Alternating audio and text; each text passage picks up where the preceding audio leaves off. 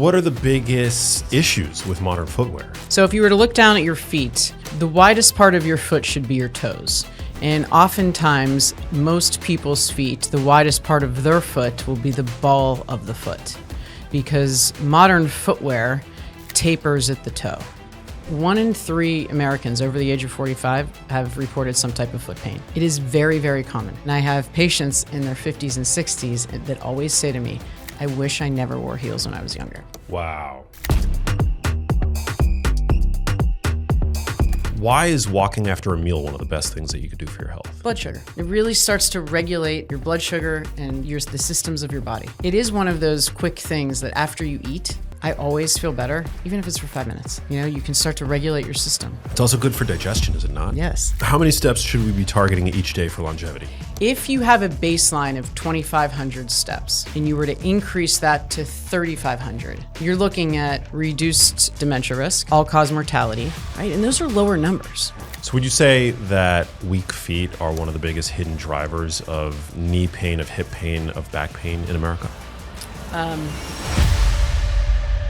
Dr. Courtney Connolly, welcome to the show. Thank you so much for having me. How you doing? I'm doing great. I'm so excited to have you because we've literally never talked about foot health on the show before, and I'm super excited to dive into the relationship that foot health, foot strength has with longevity and mental health, and yeah, what a fascinating topic. Yes, it is, and I think it's often overlooked.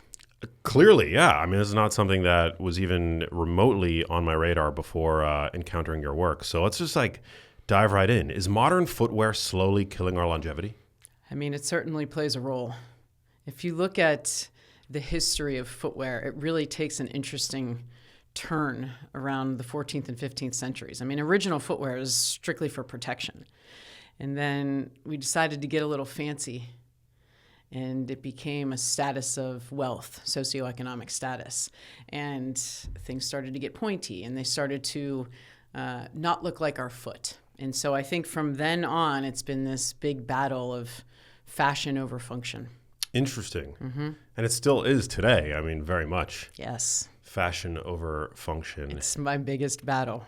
So what are the biggest issues with modern footwear when it comes to our physiology, anatomy, et cetera? Well, I think if you kept it very simple, the widest part of the foot should be your toes. So if you were to look down at your feet, I'm going to get out my foot model here. Do we have a name for it? This is Eddie. Eddie. Hi, Eddie. It's Eddie Vedder. I'm a big Pearl Jam fan. I love Pearl Jam. Yes, my Is favorite. there a better song than Black? No, there isn't. There isn't. There literally isn't. No, there is not. We digress. Okay, so this is Eddie. This is Eddie. Great time, by the way, if you're listening on Spotify to put on your video mode or check us out on YouTube, but we've got a skeleton foot here. So if you were to look down at your feet, the widest part of your foot should be your toes. And oftentimes, most people's feet, the widest part of their foot will be the ball of the foot, because modern footwear tapers at the toe. So even in a wide shoe, which is very different than a wide toe box shoe. So a wide shoe, the width will be here, but it still tapers at the toe. And when the toes taper, imagine putting like a rubber band around your toes. It compromises the function of the foot. So my non-negotiable for footwear is wear a shoe that actually fits your foot, which means it has to have a wide toe box. So certain brands of shoes will offer wide options. Yes. Are you saying that we should all, by default, be, when available, purchasing the wide option? Yes, the wide toe box. The wide toe box. Yes. So the wide shoe, and a lot of companies have wide shoes. And it's when a patient puts their foot into a wide shoe, it feels bigger, but again, the width is here. So the toes are still tapered. So it still compromises the function of the foot. And if you think about balance, for example, am I going to balance better when my foot can splay than when it's constricted? The former, yeah, when it's able to splay. Right. And when we walk, we put many loads of body weight, many times our body weight, through our forefoot. So that's when we push off. And if you look at where the most common injuries are in the foot, a lot of them live in the forefoot. So bunions, neuromas, metatarsalgia, toe pain, things like that. Wow. And does this have any relationship with, I know plantar fasciitis is super common. Isn't that one of the more common foot conditions? It's one of the most common diagnoses, plantar heel pain, plantar fasciopathy. There's a really cool mechanism in the foot called the tie bar mechanism. I'm going to get a little geeky here with you. Please, no, we love it. When you walk, your foot hits the ground and the foot should pronate, which means it should lengthen. And we've kind of demonized pronation. Nobody wants to be a pronator, but you have to pronate. It's a shock absorber. It allows the foot to lengthen and widen. When the foot does that, when the foot pronates, the forefoot splays. So the toes actually splay and spread apart. There's a ligament that attaches all of these toes, and there's receptors that live in the ligament. So when the toes splay, those receptors get stimulated, and the plantar fascia also inserts in that area. So it's a free mechanism that we have that basically tells us, hey, we're in pronation right now, but you're getting ready to push off. Get stiff. And that's when the intrinsic muscles start to engage. And the plantar fascia facilitates that stiffness. And so when we compromise that splay, it doesn't make any sense to me. I'm like, why would you want to do that? Yeah. So should we all be walking around in like barefoot, or these new barefoot shoes that are on the market? I mean, my problem with them is that they're so unstylish that like living in Los Angeles, I wouldn't be caught dead wearing most of them. But they're getting better. Are they getting better? They're getting better. I have some. The ones I have, I think these are nice ones. I'll show them to you. There would be no better birth control in Los Angeles than wearing most of the options on the market. But I'm excited to see the new iterations. There is I've taken the liberty of defining functional footwear versus minimal footwear, because I think those should be two different categories. Yeah, what's the difference? When people hear these concepts that your foot, should be in a shoe that allows your foot to function better, it makes sense. So people want to jump the gun and go, hey, I've been wearing a traditional shoe with a foot orthosis. I'm going to go right to a barefoot shoe. And the issue that can lie there is that those types of shoes, traditional footwear, the foot can get weak in that environment. So when you go from 0 to 100, and you go into a barefoot or minimal shoe that is requiring your foot to handle a lot more loads, you have to have better mobility, you have to have more strength. If people don't transition wisely, then they can say, well, my calf is sore or my foot is sore. So there has to be that conversation of transition. So a minimal shoe is a wide toe box, 0 drop, which basically means that the heel and the toe sit in the same plane. Okay. And a thin and flexible sole. So very thin. You can roll the shoe up in a ball. And that type of footwear is the environment where your foot will get stronger. So there's really cool research that if you wore just minimal footwear for 6 months, you would increase your foot strength by over 50%. Wow. Yeah, it's cool, isn't it? That's amazing. Yes. So I want to get into the benefits of having stronger feet. I mean, intuitively, logically, that makes sense to me. That sounds like it would be quite beneficial. But I think the counterintuitive aspect of all this is the downstream effect that having weak feet can have on the rest of the body. Yes. Even I know the relationship between poor foot health, weak feet, and mental health you've talked about. Yeah. Let's talk toe strength first. If you were to stand up and lean forward without kind of pitching your hips, right? So just stay in a straight line and lean forward. The first thing you should feel and gauge that's basically stopping you from falling is your toes pressing into the ground. So there has been a lot of research, systematic reviews on looking at the importance of toe strength and its relationship to balance and fall prevention, especially in older populations. It's so important. As we age, we know we have to deal with sarcopenia. And I think that's a topic that we all talk about. Yeah, it's super common. But we forget about, you can also have sarcopenia in your foot. Wow. And the foot can be strengthened just like every other part of our bodies, but we don't think about it like that. And the other thing that happens with the foot as we age is we lose sensitivity to the receptors on the feet. So it becomes harder for these receptors to get stimulated. So when you have loss of sensation and you have loss of strength, we shouldn't be scratching our heads going, well, is a weakness of the foot not related to falls? It is. Yeah, obviously. Right.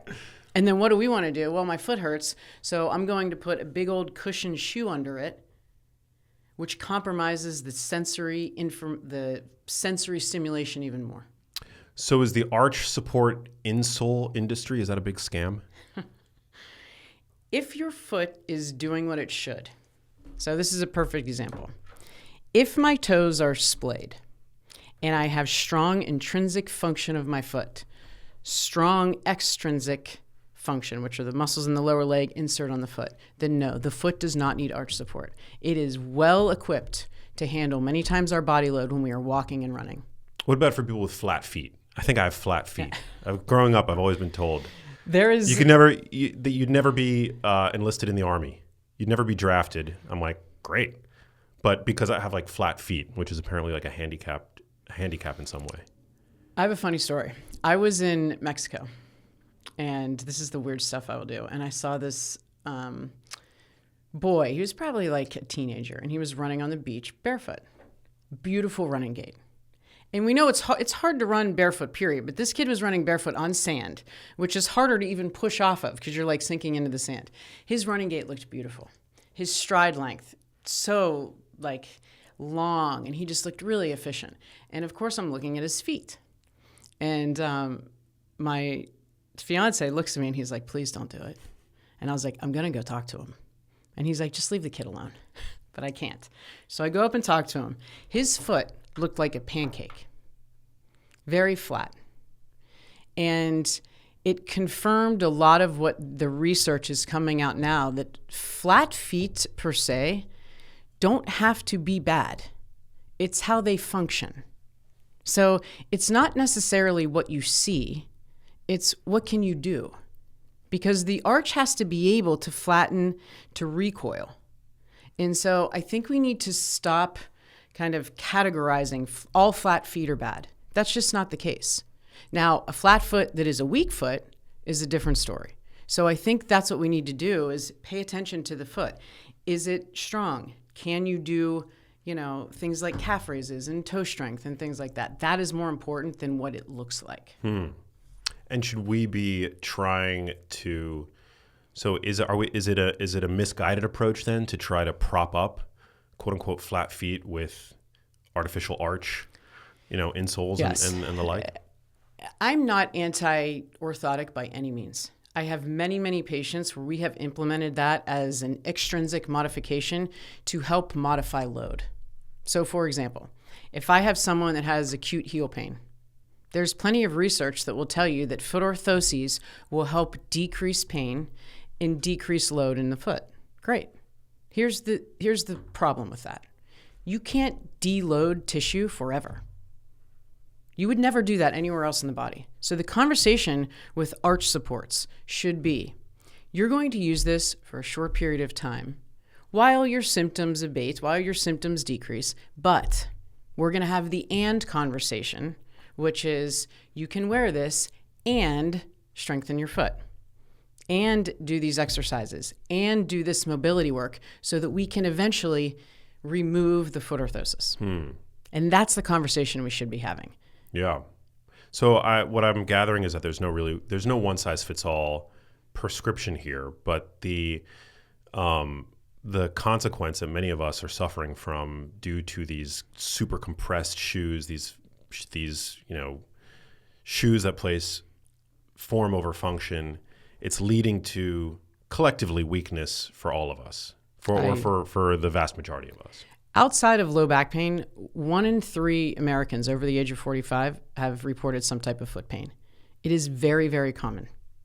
And I firmly believe that if we, especially with our children, if we got our kids off on the right foot, wearing the right type of footwear, right? The kids get scoliosis checks. They should have their feet checked.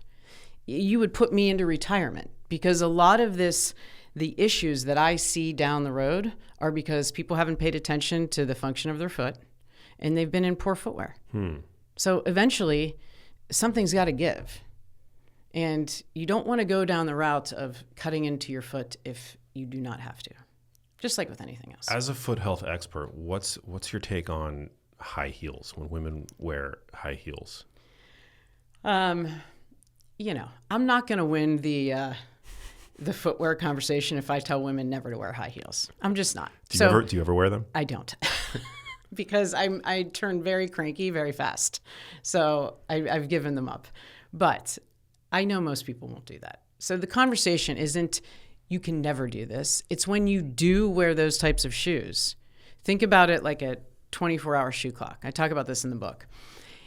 If you wear high heels for 2 hours, you know you're going out that night to wear the high heels. Wear functional footwear for the rest of the day.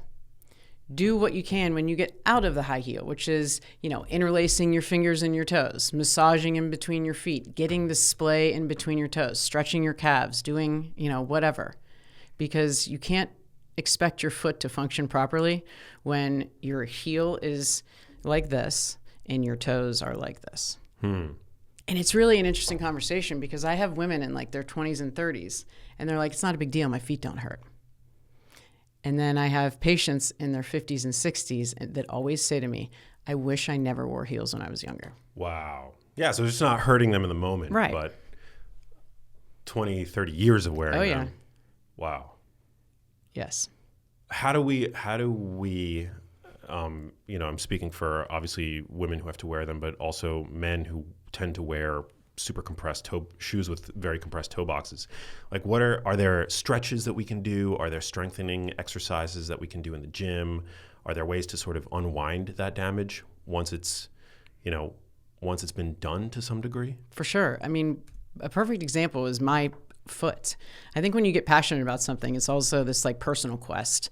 I was a ballet dancer. I was in point shoes all the time. And then I was a triathlete in cycling shoes and really poor running shoes and foot orthoses. My foot was very weak. Bunions, stress fractures, neuromas. I mean, I had the gamut of foot problems. And I solved it by doing what I thought at the time was what I should be doing, which is wearing a foot orthosis with a very aggressive shoe. And so once I realized that that wasn't working, then I started to rehab my own foot. So I started to wear the right footwear. I wore toe spacers all the time, so to help initiate that splay.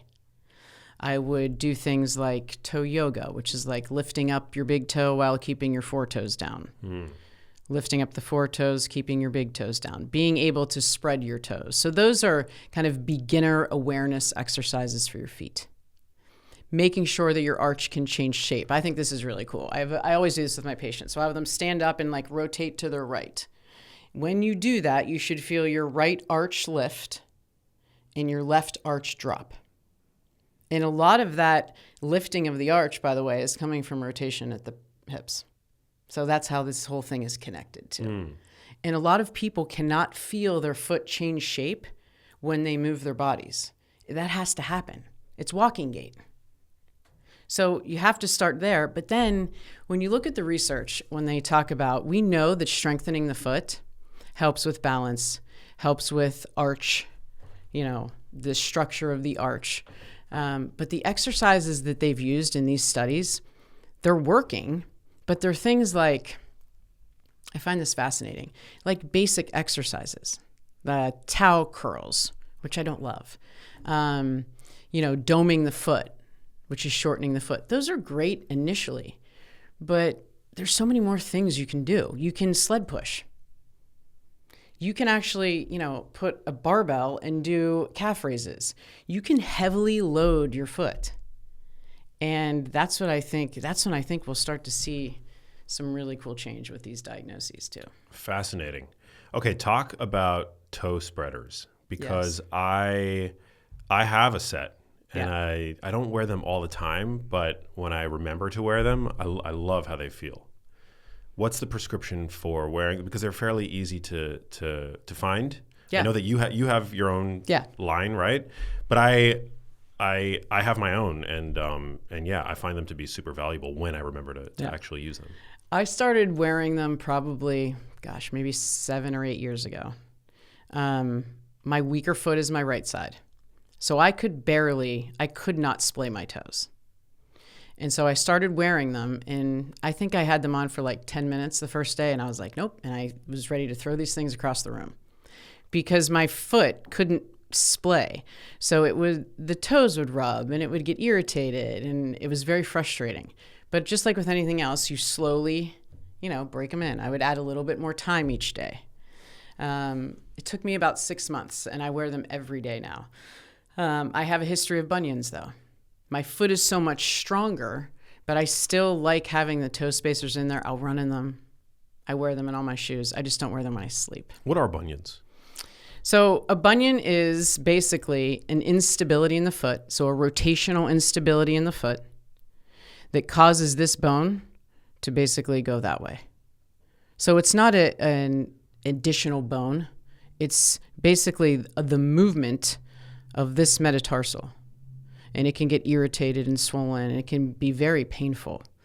And it really compromises not only push-off, but it compromises the integrity of the midfoot and also the rest of the foot. So oftentimes, bunions will be accompanied by neuromas, because when you go to push off with an unstable forefoot, you put loads through this foot that it can't handle.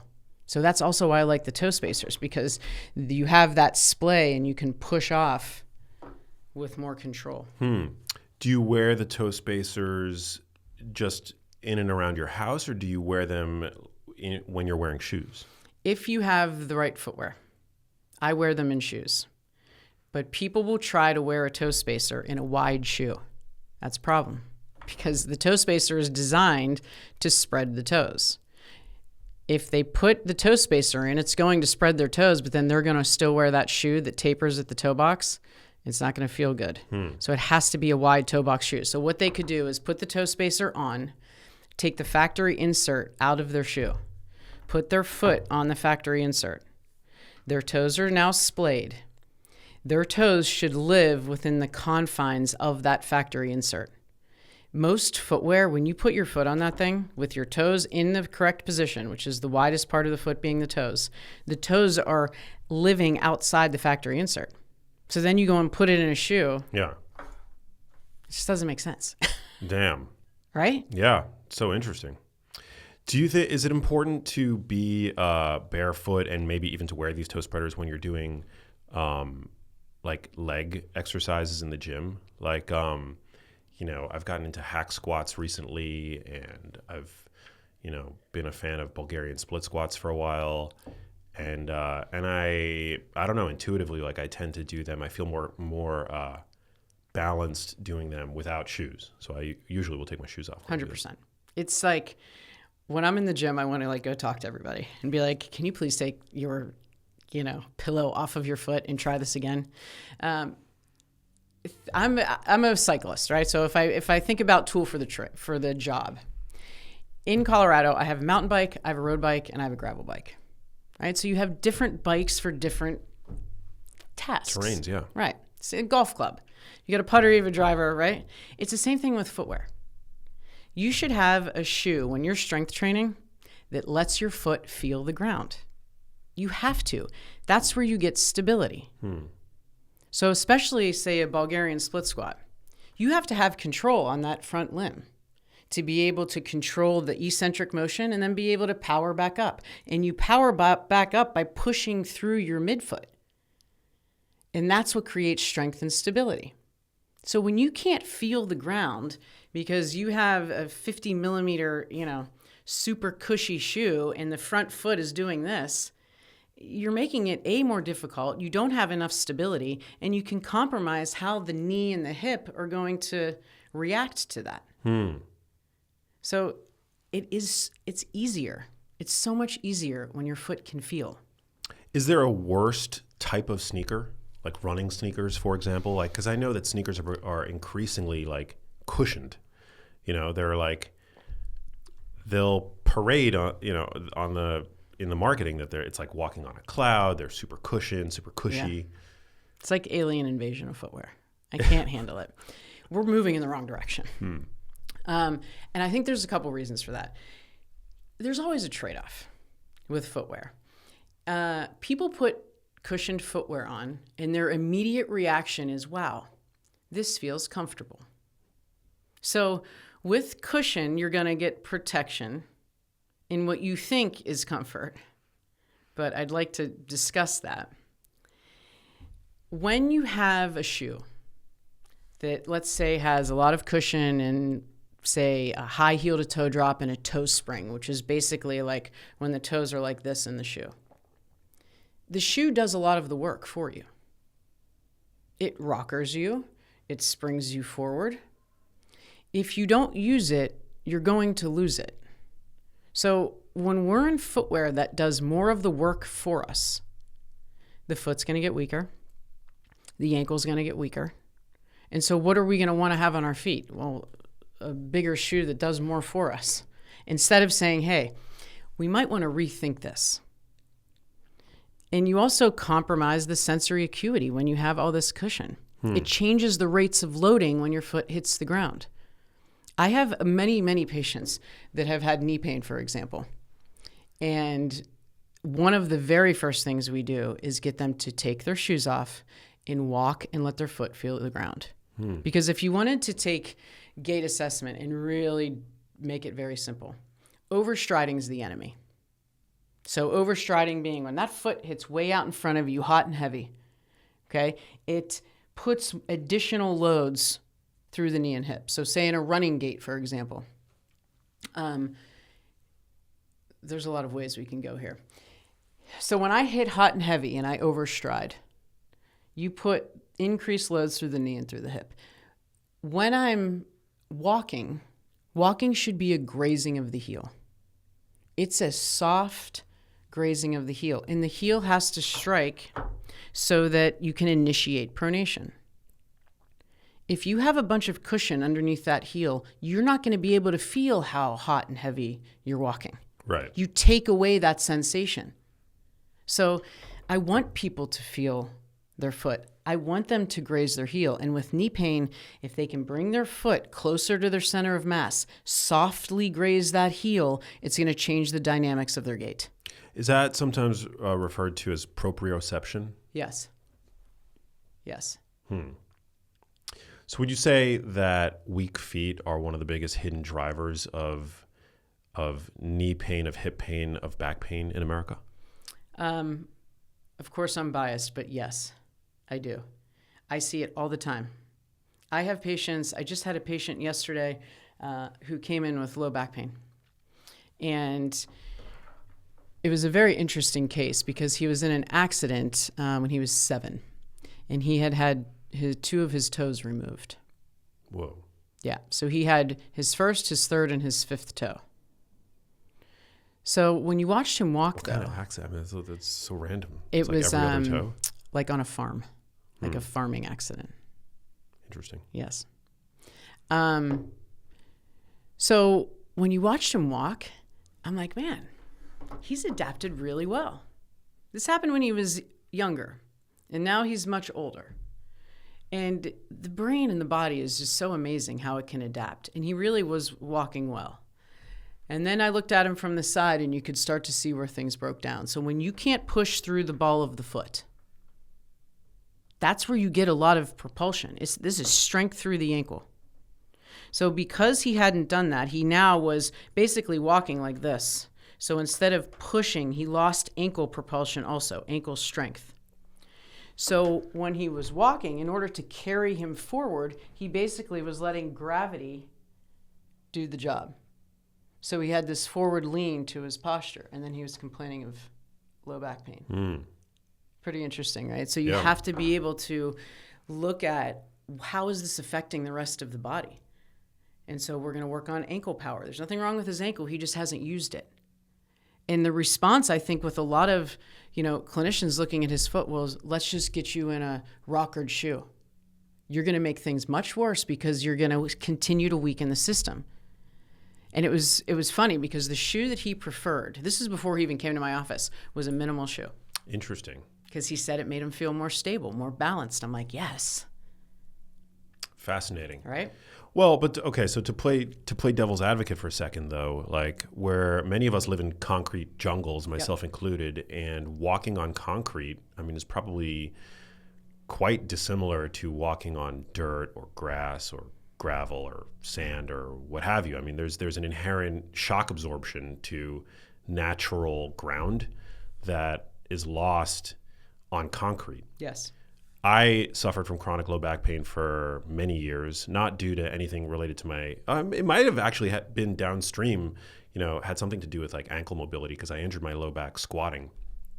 But I, over the years, a handful of times have tried these like zero drop, super minimalist shoes. And it would always like exacerbate my back pain because there was no shock protection when walking on concrete. So it was just like compressive force on my low back. There has to be a transition. There has to be. Your gait, when you're walking in cushioned footwear, your gait is different than when you're walking in minimal footwear. That's the thing with minimal footwear. You can adopt a softer gait pattern because if you still continue to hit hot and heavy, it's going to hurt. So gait slowly over time starts to change. The other thing to consider, and you're exactly right, is, we do walk on concrete. I spend a lot of time in New York as well.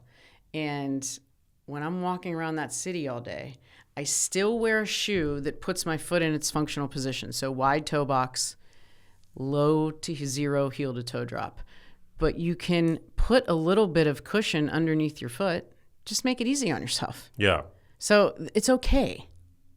So, I think that's an important conversation to have because people are like, I have to either wear minimal all the time or I have to be on here over this maximalist side. It's having a shoe spectrum. So you're going to walk in the city, still keep your foot in a functional position and help yourself out. Wear a little bit of cushion. That makes sense, yeah. But the least amount of cushion necessary to complete the task. Right? So you don't need a 50 millimeter stack height shoe to walk around New York City. No, that makes sense. And you also don't want your heel to be, you can still have a zero drop shoe with a little bit of cushioning. Yes. And there's more brands coming out now. Not as many as I'd like, but there's more.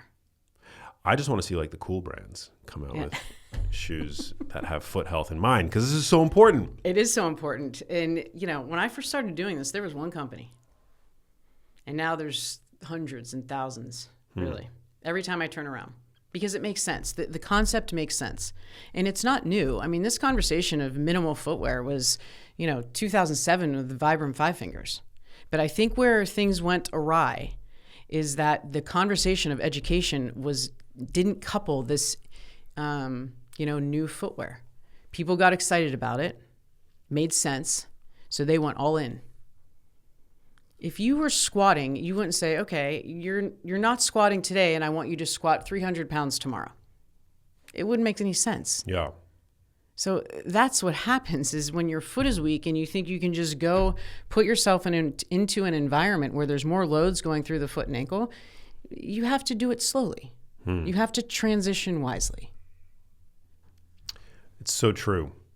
What role does ankle mobility play in foot health, in the health of the spine, in pain prevention, et cetera? Because I've heard that, one of the limiting factors for many people to squat properly is a lack of ankle mobility, which like my ankles, I don't have any kind of impediment to the mobility in my ankles, but often that comes up. It's like, well, if you're not squatting properly or if you hurt yourself, it's probably due to some lack of mobility in your ankle. Yeah, ankle mobility is a big one. And it depends on what task you're looking at. So in a walking gait, for example, walking gait is a mid-range range of motion activity, meaning that, for example, my big toe can extend, let's say, 65 degrees. In a walking gait, I only need 40 to 45. My ankle mobility, some sources 20 to 30 degrees. In a walking gait, you need 10 degrees. But when I'm working with my patients, the more movement variability you have, so the more range of motion you can control out of your ankle, for example, the more efficient your movement's going to be. So flexibility is very different than mobility. I want to be able to control my ankle at different ranges of motion. So if we have a lack of ankle mobility, for example, or someone can't control this motion, you're still going to get from point A to point B. You're just going to compensate. So if we take that back to walking, for example, if I can't dorsiflex my ankle, there's several things you can see. One being someone might early heel rise. So you'll see them lift their heel up really early when they're walking. So that could result in forefoot pain, right? Because you're loading the forefoot too soon. It could result in irritation at the heel, the Achilles. Another compensation, if I can't dorsiflex my ankle, would be they'd hyperextend their knee, right, to try to propel them forward. Another one, you keep going higher up the chain, tip forward. So now their low back is trying to help with that forward momentum. So all of those symptoms, heel pain, forefoot pain, posterior lateral knee instability, and low back pain could be driven from not being able to control your ankle. Wow. It has to be assessed. You have to be able to look at this stuff. And what aspects of modern life would you say drive this impairment in ankle mobility? Is it? I mean, I'm assuming that has less to do with shoes, but maybe I'm wrong. I mean, I think it's that concept. If you don't use it, you're going to lose it. Yeah. So if you're not walking enough, if you're wearing footwear that has a high heel to toe drop all the time, think a high heel. There's many women that wear high heels 7 to 8 hours a day.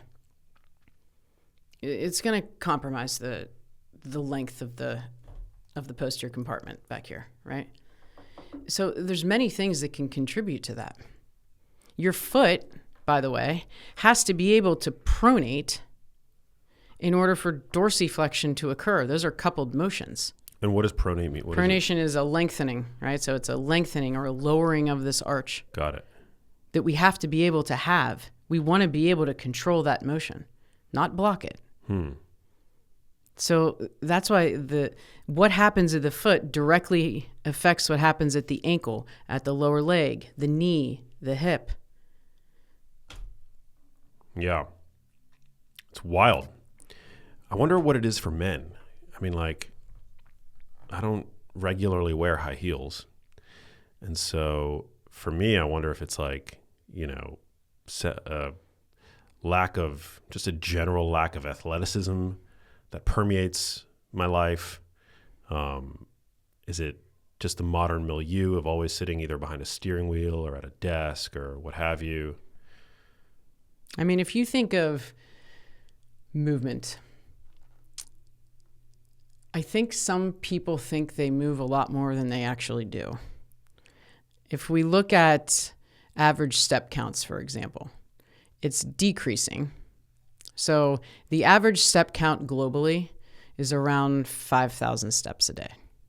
And that means that there's a lot of us not even hitting that mark. That seems pretty high, actually.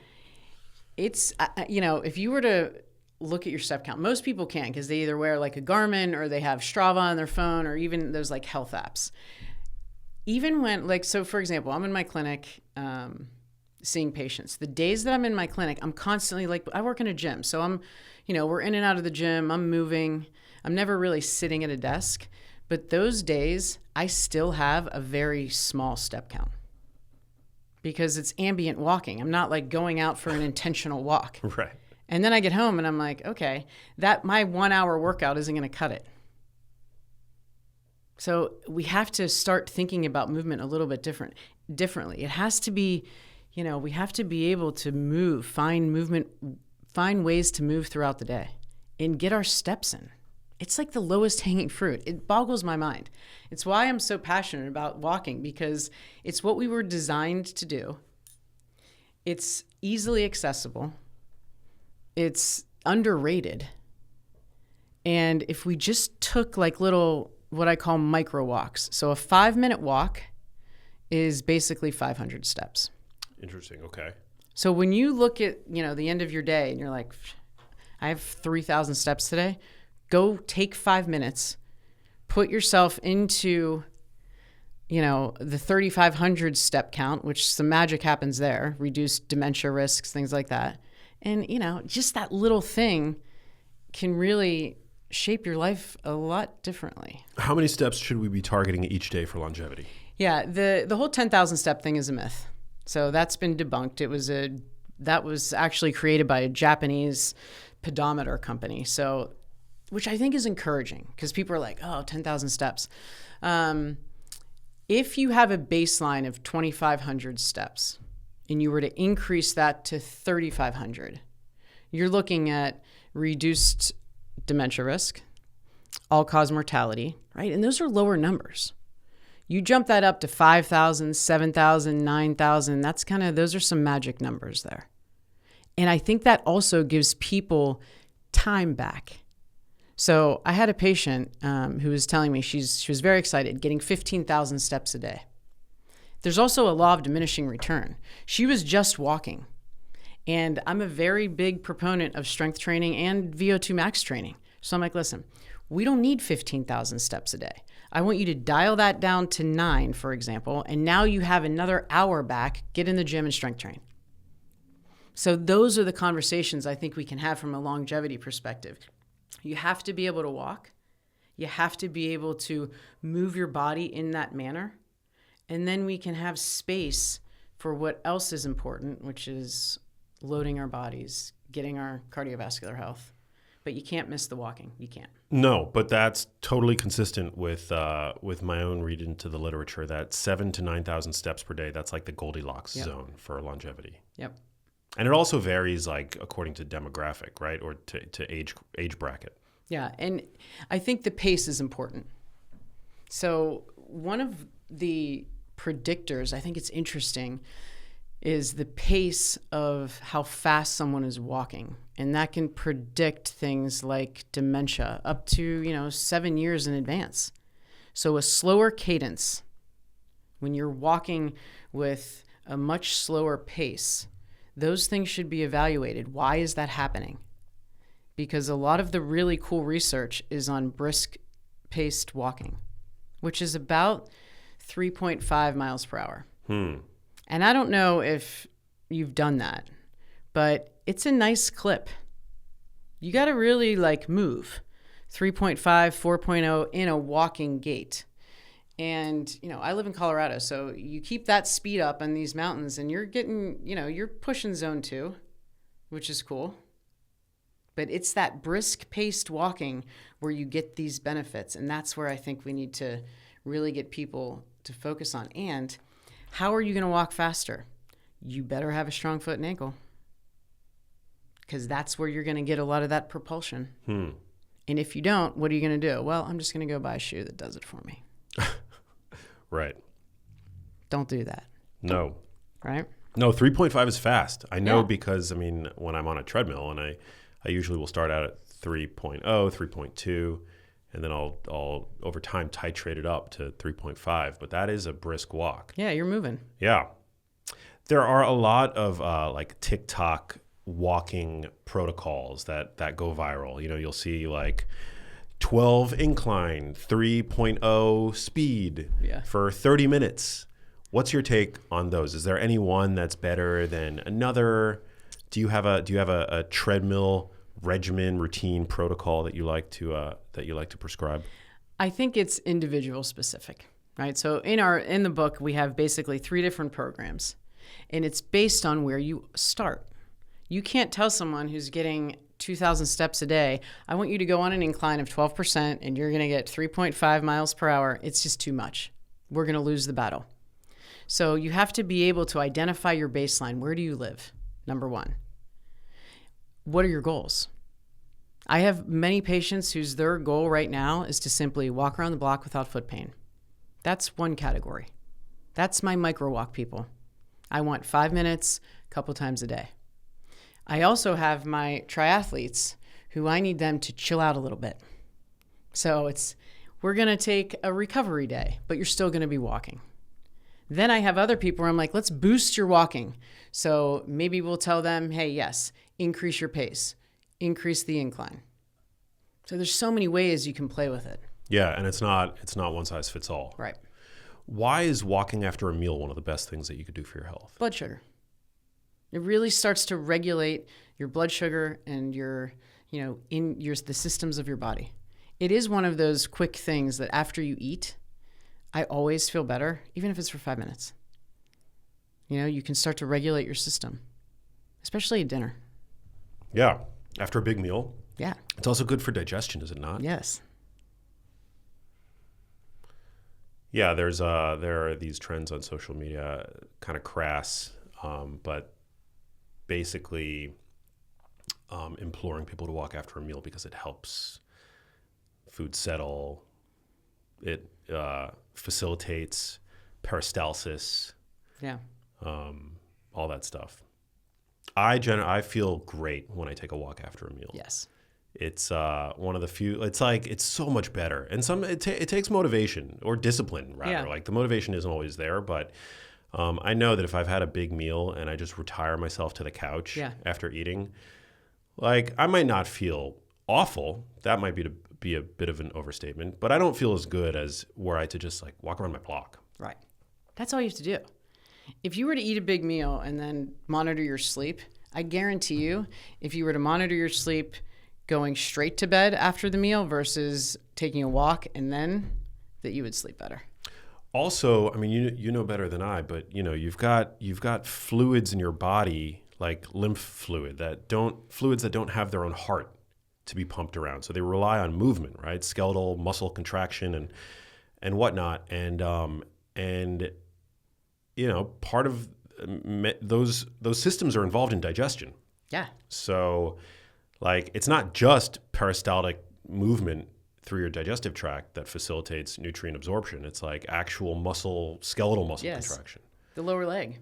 The lower leg is the powerhouse.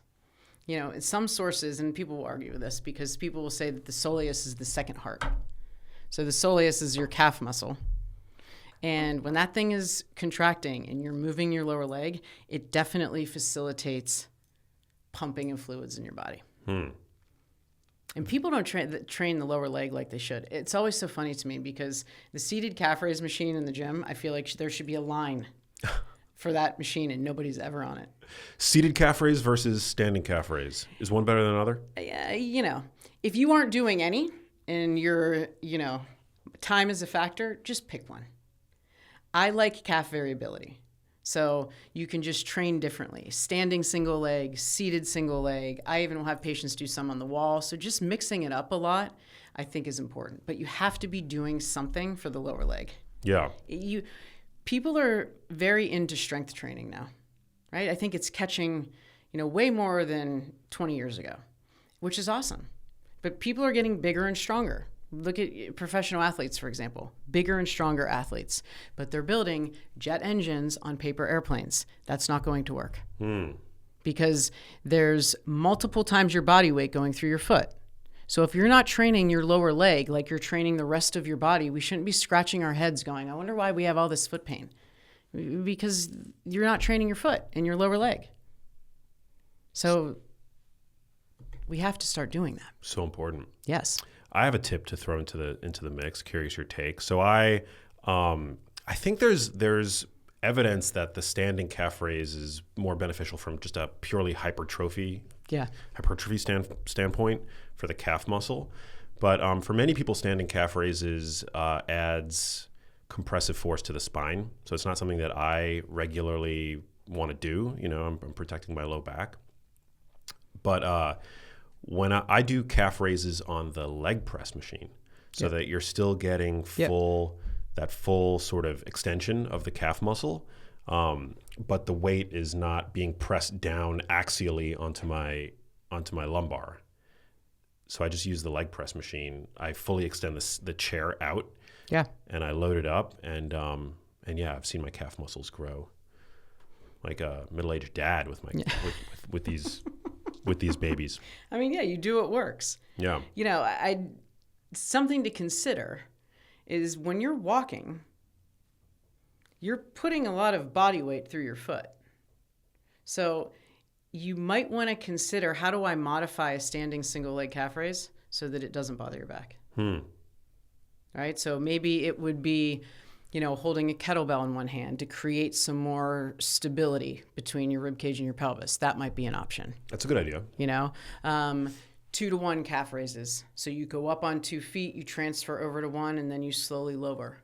So you're having the weight, but you're just doing one calf at a time. Yeah.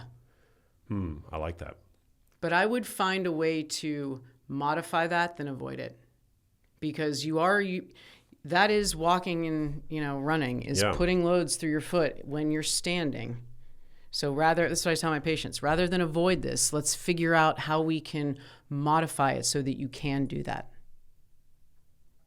I love that idea, actually. And today's leg day for me, so I'm going to try that. Yes. This is fascinating. I know you've talked on other shows and in your work and your books about the relationship between foot strength, foot health, and mental health. Yeah. What's the relationship there? I think when you look at, one of my favorite parts in the book was the section on relationship walks.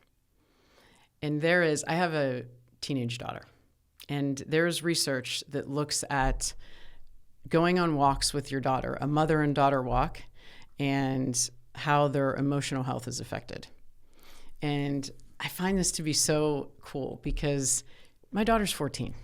She doesn't want to talk to me, And so, but when we get outside and her and I start walking, which she will also argue about, but once she gets out there, she's like chatty Cathy. And she'll start telling me about her day. And then we'll be talking. And then before she even knows what's happening, we're like a mile away from home. And so I think getting outside and being able to walk with, whether it's your spouse or your child, there's a lot of research on walking with grandparents, and that social community and that social bond that you build, I think is so important. And I love that concept of walking it's not just a physical benefit, that there's this emotional and mental, benefit that we get. Lots of research on depression and anxiety, and how being able to get outside and increase your step count and increase mobility and movement through your body helps with that. What do you think are the mechanisms there? I think that first, walking outside, number one, just being in nature, is just such a huge lift for people. I think that's so important. I think being able to move your body, especially with walking, because it's something we all have access to, and it can release all the important neurotransmitters in our brain and chemicals in our brain. That's what we're all like running around looking for dopamine and serotonin. Amen. So, this is an easy way to grab it. Yeah, and it's also the scenery is constantly changing. Sometimes it's really hard to, if you're just like, consider having a dog and refusing to walk your dog. Yeah. That would be like animal abuse, right? But we so frequently refuse to walk ourselves. Yes. It's one of the other things we talk about, and I love talking about this, is people in chronic pain, because it's a very different conversation when someone's in chronic pain versus acute pain. Because chronic pain, you have, a very sensitized nervous system. It's usually accompanied by fear. There's a fear to go walking because something's going to hurt. And when you start to slowly implement little change, so these 5-minute walks, you not only get that person outside, but you start to build this safety or this confidence within them. So you're really tackling a bunch of different issues there. And I think that's an important thing to consider with people in chronic pain, is reestablishing their confidence in themselves and in their movement. And walking is a very good way to achieve that. Yeah, you mentioned earlier that we're designed to walk. Yes. That we're built to walk. I might be paraphrasing, but you said that it's something that it's very much innate to who we are. Our evolution and how we have evolved, and we are an endurance, species. We should be able to walk for long periods of time and do it comfortably. And that is not the direction that we're going in. If somebody listening to this is doubting the value, the benefit to regularly getting out there and getting those steps in, what would you say to them? It's a hard argument against it. It doesn't make a lot of sense. It literally is what we were designed to do as humans, is to be have bipedal gait, walking on 2 feet. And when we look at that from what that does to not only our mobility and strength of our system, what that does to our mental and emotional health, what that can do with, like I mentioned, our relationships, it is a hard argument. And I see it every single day in my clinic, that by implementing, I think for every clinician that is out there, we always were like, do these exercises, right? This is the exercise. Walking should be part of every single clinician's treatment protocol, regardless of what you're treating. Unless you have, barring some type of stress fracture, right? Or something like that in the foot, walking should be on there. Because we can't just treat pain as if it's just this specific diagnosis and you're going to do these exercises. You have to treat the person, not just the diagnosis. And by treating a person and saying to them, listen, this is a movement. This is so much more than a movement. It's going to help establish or reestablish your wellness on all fronts. It is a very easy conversation to have. Yeah. What about, are there any details, relevant details with regards to, we've talked about shoes, socks, anything there worth I haven't worn socks in probably 5 years. So if somebody can make a good sock that doesn't compress my toes, I'm all for it. Socks, like it's compression socks, for example, if you put them on your foot, if you were to put a compression sock on my foot, you literally would see my toes do this. And I can't breathe when my foot looks like that. So, Very triggering to you. It is. I like sweating. I'm already sweating looking at that. Toe socks, that's an option.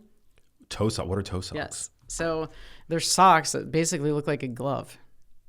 Okay. And you can wear them on your toes. Wow, interesting. Think about this, right? If I was going to tie my shoe, would I want to do it with a mitten or a glove? A glove? Yeah. Wow. Right? I didn't know that those existed. Yes. I'm trying to think of some other foot care. You can wear the toe spacers over the toe socks. Oh yeah. Wow. Yes. Amazing. Okay. Yes. Thicker versus thinner socks? Doesn't matter. The thicker ones are going to be more likely to compress, I would imagine. Right. In the limited real estate of the... But if that was your, if you wanted to wear a thicker sock, but you wore a functional shoe, I'd be all right with that. I need to have that foot in its functional position. Got it. That makes sense. And I have work to do, because I talk about this stuff all day long, but I'll go to the airport and I stare at everybody's shoes and I'm like, we got some work to do. It's really wild too, because you'll see people standing with really cushioned shoes and they're almost like wavering. Interesting. Because they just can't feel the ground. No, feet are definitely, an unsung hero of our health. Yes, I love that. Yeah. That should have been the title of the book. They're a forgotten organ of longevity, or I don't know if organ is the right term. It's a very crucially important part of our anatomy, and we've just kind of like relegated them. I like organ. I like sensory organ, because this foot has thousands of receptors on it that gather information from our environment. It's it wants to feel something. So yes, sensory organ, I'm down. Are you a fan of pedicures? Pedicures, good for us, bad for us? If when I do have to get them, because my team will be like, we're shooting foot videos today and you have to have a pedicure. When I do go, I'm very clear on what is going to happen, because I don't want them to shave off any of the calluses. Okay, so what do we need to know for people who enjoy getting pedicures? Well, there's a reason you build calluses on your foot, right? So those are there for protection. So if you ask any runner, for example, If someone were to shave off all of their calluses before they ran, they would tell you that's not going to feel good. So it might look pretty. Yeah. But there's a reason that stuff's there. Now, there's some that, it can become painful, and that's a different conversation. But, I like to just let things be if I can. Yeah, I'm just thinking about the calluses that I have on my hands from lifting. I mean, cosmetically, were you to shave them off, I'm sure it would feel better. They would only grow back, though, because I enjoy lifting, and lifting is good for me. That's right. Yeah. Wow. Well, this was so interesting. Is there anything else that you'd like to add that my listeners ought to know? Because, again, this is the first time we've ever covered this topic, and I'm sure that you could fill volumes with the amount of knowledge that you've amassed with your clinical experience and whatnot. I mean, you have a book out, of course, but yeah, I'm sure that there's a lot more that we haven't yet. Yeah, I think I really want to get people to start thinking differently about this. I'm on a mission to get people to take better care of their feet. I think it's so important for longevity, not only, for really everything that they want to do. And I think a lot of that can happen much easier than we think by selecting the right footwear and just giving a little TLC. Yeah. Well, I'm going to be a lot more cognizant of the toe. I have no affiliation with New Balance, but to be honest, I love my sneakers. They're one of the few that don't cause pain for me, even when doing a lot of walking. I mean, I've walked all around London, New York with them. They're the 993s from New Balance. They've got a pretty generous toe box. But yeah, I definitely still occasionally get foot pain depending on the shoe. And I love putting on these toe spreaders. Yeah. Those feel great whenever I remember to put those on. Yeah, there's the difference between, like we said, functional and minimal footwear. I think people need to be aware of that. But there's lots of brands out there now. Yeah. That live in both of those categories. Were running shoes better, a couple of decades ago? Have they gotten, have the classic running shoes, were they always that as bad as they are now, or have they gotten progressively worse? I think things are getting progressively worse. Interesting. I've had some interesting conversations with some researchers, and they would tell you that around the 70s, you don't see much research on running-related injuries. And then after the 70s, you start to see more, and that's when you start to see the footwear industry really start to intervene with function. Interesting. My dad and I have this conversation all the time because he was a basketball player in college, and he was like, we wore Converse. It was nothing. And now, every shoe that you see has a carbon plate or it has a this, and, it's a very different environment. Yeah. Do you think are you a fan of running? I personally hate running. But, I want to be able to do it, Yeah. I want to be able to say, hey, I'm traveling, I want to go run a 10K. I think humans should probably be able to run short distances. Yeah. And have the option. I don't want to have something going on with my body where I can be like, oh, I really want to do that, but I can't. Amen. So if I want to be able to run, I want to be able to run, which means I have to take care of my body so that I can.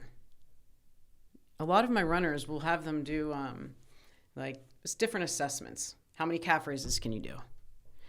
Can you single leg hop? If you can't do X amount of single leg calf raises and produce power out of your ankle, and you get sloppy with, plyometrics or jumping, things like that, you can probably be pretty certain that something needs to happen. Either you need to get stronger or you need to get springier. So you train those things. Yeah. But we lose power very quickly when we age, actually faster than we lose strength. So I think that's a conversation that we need to have too, is we need to be strength training, but we also need to be considering power. And a lot of power is produced through the foot and ankle. Yeah, amen. Couldn't agree more. Well, Dr. Courtney Connolly, thanks so much for coming out and for schooling us. Well, thank you for having me on this topic. Yeah, I've got one last question for you, but before we get to that, where can people find you on social media and how can they support your work? Yes, thank you. Gait Happens, GAIT. That is our kind of online community.